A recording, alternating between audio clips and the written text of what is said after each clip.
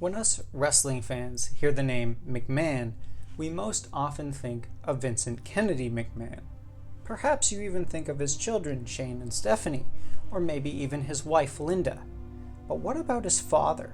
In this special episode, we take a look at the life that was Vincent James McMahon.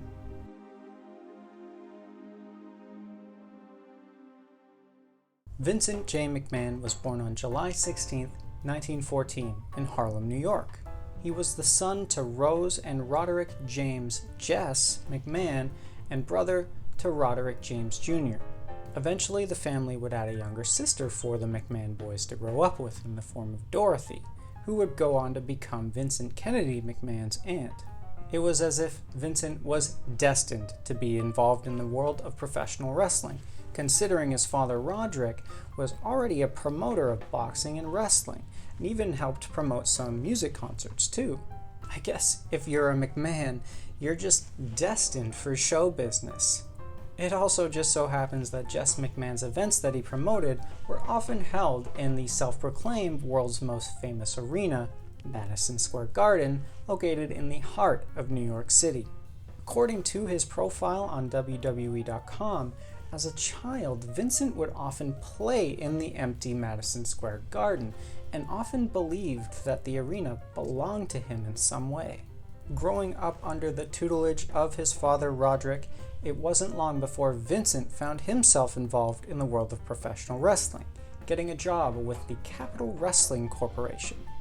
Roderick James McMahon was the owner of the CWC, and it held its very first show on January 7th, 1952.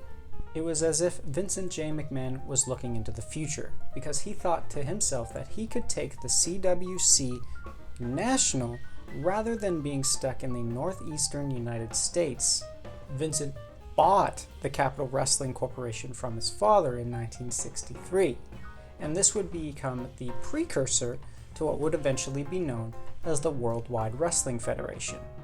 You see, back then, the National Wrestling Alliance ruled all. Any regional promotion, like the WWF, had to abide by and adhere to the rules outlined by the NWA. This could be both a boon and a hindrance, something that Vincent J. McMahon realized as he continued to persevere, pushing for the Worldwide Wrestling Federation to be a nationally recognized professional wrestling entity. If the McMahons are known for one thing, it's their tenacity. Growing up watching Vincent Kennedy McMahon as the evil chairman of the World Wrestling Federation, it was hard not to notice how stubborn and headstrong he was in an effort to accomplish his goals. His ruthlessness even reared its head when he bought World Championship Wrestling in 2001. He had to get that behavior from something or someone, and it's clear to me that Vincent James McMahon had a huge role to play in inspiring his son's behavior. The WWF skyrocketed in popularity during both the 60s and the 70s, in large part due to the popularity of then WWF World Heavyweight Champion Bruno Sammartino, but also in large part due to the business acumen of Vincent J. He was sought out for his smarts, and other promotions all across the world wanted and sometimes needed to partner with the WWF, which would be renamed to the World Wrestling Federation, WWF, in 1979. History doesn't quite repeat itself, but it rhymes, and it definitely rhymed when it came to the end result of Vincent J. McMahon. Like his father before him, Vincent J. would eventually sell his company to his son Vincent K. in 1982. Also, like his father before him, Vincent Kennedy McMahon would continue to fight against the NWA monopoly that it had over North American pro wrestling and take his company from a nationally recognized entity to an international one. Now, in 2023, WWE is the biggest name in professional wrestling. It's that way due in large part to Vincent Kennedy McMahon's business acumen and strategies that he's utilized over the years. But it's clear to me that his father, Vincent J. McMahon, had a large part to play in rubbing off on his son's success. One area that the two did differ was in the realm of being a promoter. Vince Sr. was known to be a backstage-only presence, never intending to get involved with the affairs of the wrestlers that he promoted.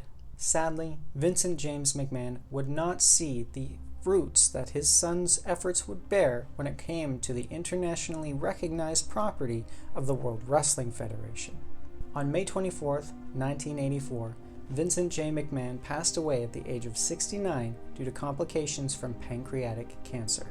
He left behind two sons, Roderick James Jess McMahon III, as well as Vincent Kennedy McMahon, as well as his wife Juanita.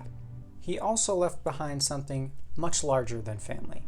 He left behind a legacy that changed the face of professional wrestling forever. A legacy that exists until this day and shows no sign of ever going away. It's quite possible that we wouldn't be sitting here if it wasn't for Vincent J. McMahon defying all the odds and going on to help found the company, which would be the most successful company in professional wrestling history. You don't leave a legacy like that behind if you're nothing short of spectacular.